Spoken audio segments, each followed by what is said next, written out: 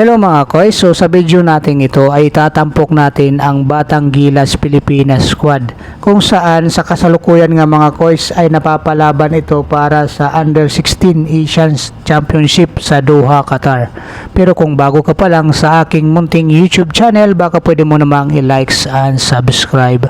So una dito mga koys ay tinalo ng Batang Gilas ang Batang Japan sa score na 64-59 sa quarterfinals.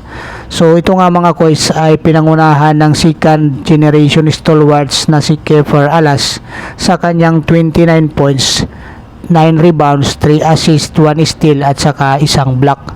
So itong si Kiefer Alas mga koys ay anak ito ni Coach Louie Alas. So ang panalo ng Batang Gilas ay nagbigay ng ticket sa kanila para umabante para sa Final Four sa 2023 FIBA Under 16 Asian Championship. At ito nga rin mga koys ay nagbigay din ng ticket sa kanila para sa Under 17 naman World Cup next year sa Turkey. So malaki ang naging panalo dito mga koys ng Batang Gilas Pilipinas kalaban ang Japan. So ito mga koys, ating panoorin ang naging highlight.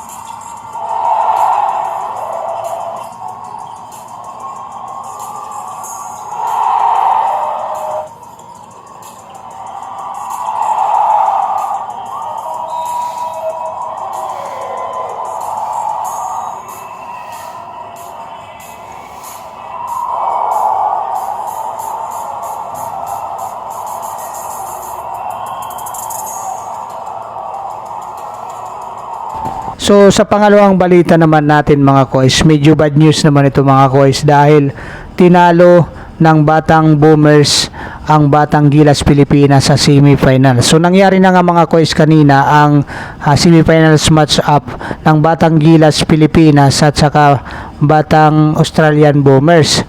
So dito nga mga koys ay natambakan tayo ng maaga ng mga Batang Boomers kaya nahirapan ang Batang Gilas Pilipinas na makahabol pa nga dito mga koys, kung saan umabot pa nga ito ng 60 points lead ang nagawa ng Batang Boomers.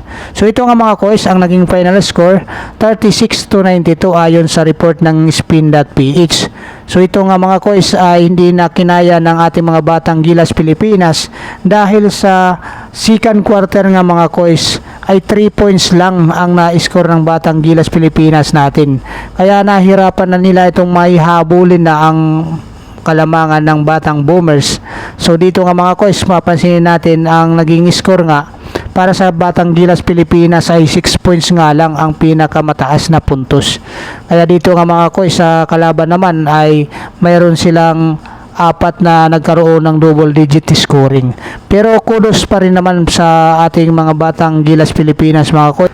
At may chance pa naman makakuha ng medalya ang Batang Gilas Pilipinas sapagkat lalaban pa nga sila para sa third place, kalaban naman ang Batang China. So dito nga mga koys, maglalaban naman para sa gold itong Boomers at saka New Zealand. So maraming salamat mga koys. God bless you all. Bye bye.